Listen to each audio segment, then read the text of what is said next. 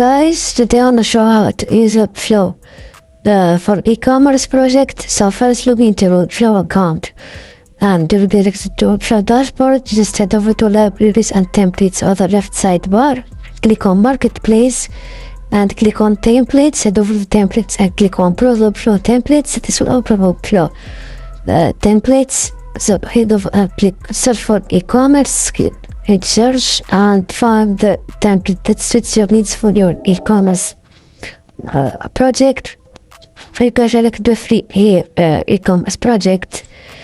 So for the categories, I'm gonna select retail and e-commerce as the categories and find the free template that suits your needs for your e-commerce project. For example, you're gonna select this one, view details, and click on use for free. This will add this template to your Webflow project and click on create site. Click create site. You can also customize the name, and this will load your template to your Webflow project and make it appear in the canvas for editing. So this is pretty much it, guys. If you found this guide helpful, please consider to like, subscribe, and just leave a comment.